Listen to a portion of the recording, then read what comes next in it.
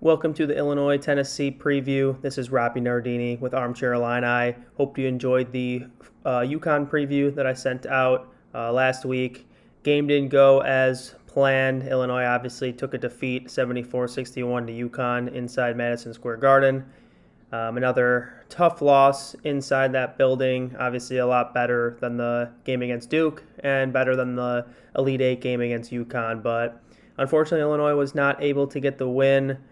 This game against Tennessee is another marquee matchup, one of the Power 5 non-conference games that Illinois has. So Illinois was kind of just out-toughed, out-grit, as Underwood would say, in the UConn game. Hopefully in practice this week, they did a lot of rebounding drills, a lot of defensive drills to increase their toughness because Tennessee is one of the toughest teams in the entire country. They're very similar to how they've been over the past few years with Rick Barnes. Very good defensive team and very good rebounding team. So Illinois is going to have to be ready for a fight in this one. Tennessee's number 16 at KenPom, as you can see, and Illinois is number 17. It is a top 20 or top 15 matchup according to the AP poll. So another great opportunity for Illinois to get a quad one win. Unfortunately, it is not on either campus this year like the past 2 years. It is at Bridgestone Arena in Nashville, home of the SEC tournament. So good for Illini fans if they want to take a trip to Nashville. Unfortunately, I won't be there, but should be a good environment. Will be a semi-road environment, and then Tennessee will come back to Chicago at the United Center in 2027, 2028, which should be exciting. But enough with the preview. Let's get into it. Let's look at Tennessee's roster first. Just diving a little bit deeper there. As you can see, Jacoby Gillespie, is their starting point guard. You might know him from Maryland last year. He killed the Illini a couple times, along with Derek Queen and the other guys on Maryland. But he is a Maryland transfer, 6'1 senior. He is their leading scorer at 17.6 points per game. Really good small point guard. Boswell will definitely have his hands full with him. I saw him play in Vegas and still very good, just like he was last year. On Maryland, he's able to score the basketball as well as find his teammates and is a good defender too. As you can see, he's averaging 5.4 assists per game, averaging 1.6 steals. So definitely one of the best point guards in the country. And Tennessee has a freshman, Nate Ahmet. I'm not sure if you've heard of him before, but you should watch some Tennessee games to see his game. He is a five-star freshman, 6'10 forward, one of the best freshmen, and should be a lottery pick in the NBA draft. He's averaging 17.1. He isn't as efficient as some other freshmen we've seen, like Boozer, DeBonza, Peterson when he plays, but still very good player. He's averaging 17.1 points per game. He's only shooting 43.3% from two-point range. So I think this could favor Illinois. Not sure who will throw at him. It'd probably have to be Merkovich, Humrickhouse, other wings that we have on Illinois. But if we force him to take tough twos, he could have a tough day. Not the most efficient player right now. He'll most likely find it as he gets a little bit more mature in his college basketball game. But very good player. Definitely someone to keep an eye on. And then they got some really good big guys, which should challenge Illinois. Some very physical players. They got JP Estrella at 6'11 sophomore.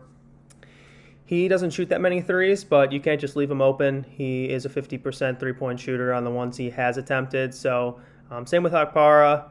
Definitely can't just leave him open on a three-point line. And I really like Bishop Boswell as a guard. He starts most games as well, a 6'4 guard, which should be a good matchup for Boswell, as well as Andre Stojakovic and Wagler. So he doesn't average that many points, but he is pretty efficient shooting from 2 and 3, so picks his spots very well. And Jalen Carey, last game I saw against Syracuse, he is insanely physical, 6'8 junior.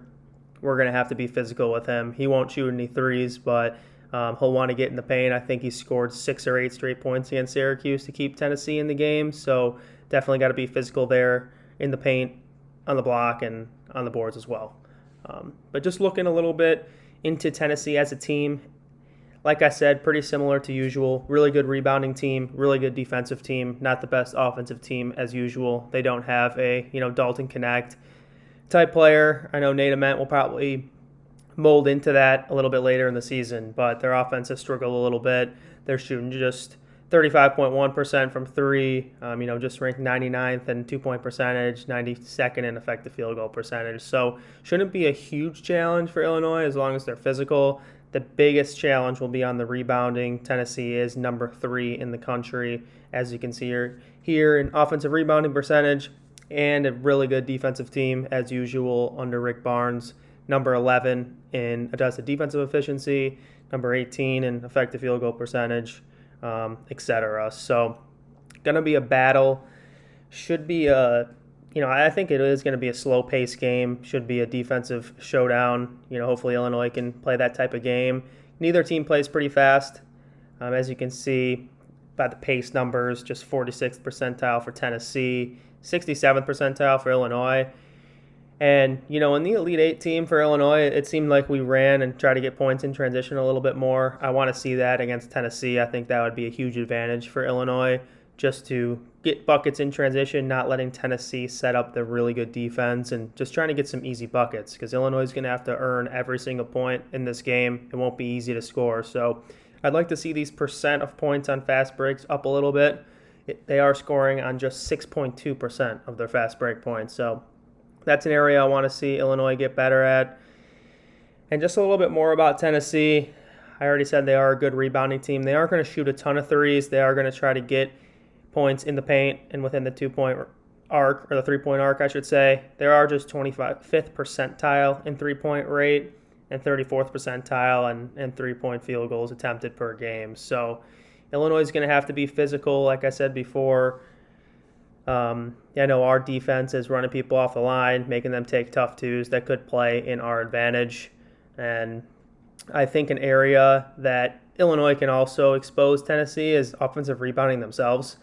We talked about, Tennessee's rebounding ability on their offensive end, but I think Illinois has the opportunity to also get second chance points on Tennessee and really make it a game. As I say, every game, the rebounding battle will be huge, and hopefully Illinois can shoot a little bit better than they did last year. If you win the rebounding battle, win the 3-point percentage, margin, I think Illinois has a great chance of winning this game. Tennessee has shown to be vulnerable against, Kansas, Syracuse. I know Rick Barnes is a great coach, and they'll be ready for Illinois in a semi-home game with that Tennessee Orange crowd behind them. But should be a great game. I think Illinois has a way better chance of winning this game than they did against UConn. So hopefully we'll get back in the win column, and we'll get some good news for Illini fans on Saturday night. Thanks, guys.